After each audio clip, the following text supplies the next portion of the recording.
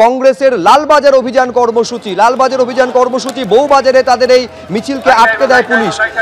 কালীগঞ্জ থেকে শুরু করে কসবা থেকে শুরু করে আরজিকর নারী নিরাপত্তা শিখেই আইন শৃঙ্খলার প্রশ্ন তুলে সিপিকে ডেপুটেশন জমা দেওয়ার কর্মসূচি ছিল কংগ্রেসের। বৃষ্টি মাথায় নিয়ে কংগ্রেসের এই প্রতিবাদ কর্মসূচি।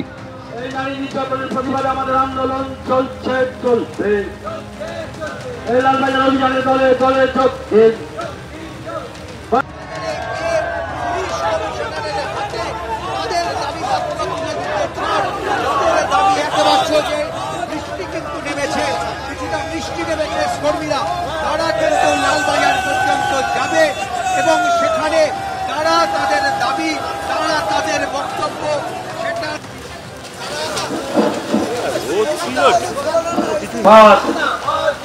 এই নারী নির্যাতনের প্রতিবাদে আমাদের আন্দোলন চলছে। এক বছর হতে চললো, বাবা মার কাছে আমরা গেছিলাম, যাহা সিবিআই আমরা দেখছি তাহাই কলকাতা পুলিশ, কেউ কোনো অ্যাকশন নিচ্ছে না। এটা কি মোদি এবং মমতা বন্দ্যোপাধ্যায় দুজনের ম্যাচ ফিক্সিং? তার কারণ মোদি জানে আমি দুর্বল কেন্দ্রে, আমি দুটো ক্লাচের ওপরে দাঁড়িয়ে আছি, নীতিশ কুমার এবং চন্দ্রবাবু নাইডু, কাল আমার প্রয়োজন হতে পারে। অতএব সিবিআই ইডি যাতে এখানে কাজ না করে। কজন ছিল কংগ্রেসের লালবাজার অভিযান? সব মিলিয়ে মানে 100 সেঞ্চুরি করতে পারেনি। 100 লোক ছিল না, 100 লোক ছিল না, তার থেকে বেশি পুলিশ ছিল। করছে কংগ্রেস বলে কিছু আছে, কয়েকটা পার্টিকুলার পকেটে 2-4 জন আছেন, তারাও ভুল বুঝতে পারছেন।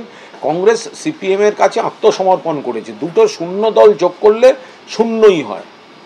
এই তৃণমূলের বিরুদ্ধে এই যে আন্দোলন, এই আন্দোলন পাড়ায় পাড়ায় গড়ে তুলতে হবে। কংগ্রেস ছাড়া বাংলাকে কেউ রক্ষা করতে পারবে না।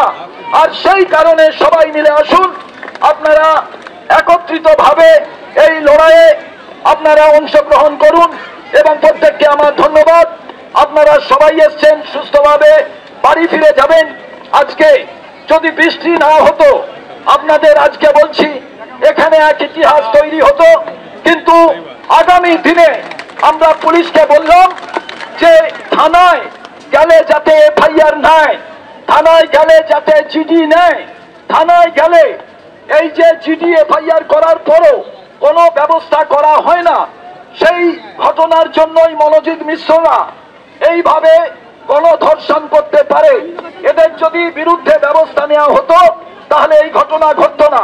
পুলিশ প্রশাসনকে বললাম আমরা ভাঙতে আসিনি, কংগ্রেস করেছে, কংগ্রেস লালবাজার বানিয়েছে, তাই কংগ্রেস লালবাজারে আগুন লাগাতে চায় না।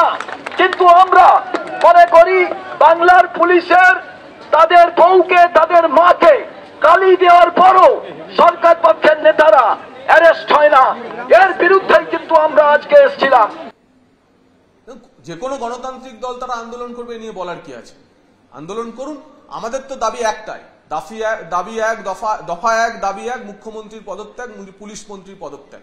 কংগ্রেসকে চ্যালেঞ্জ করছি, হিম্মত থাকলে আমাদের এই দাবির সঙ্গে সহমত পোষণ করে, এই যে নৈরাজ্য চলছে, একের পর এক প্রাতিষ্ঠানিক ধর্ষণ হচ্ছে, কংগ্রেস দেখি আমাদের মতো মুখ্যমন্ত্রী পদত্যাগ বা পুলিশ মন্ত্রী পদত্যাগ দাবি করেন।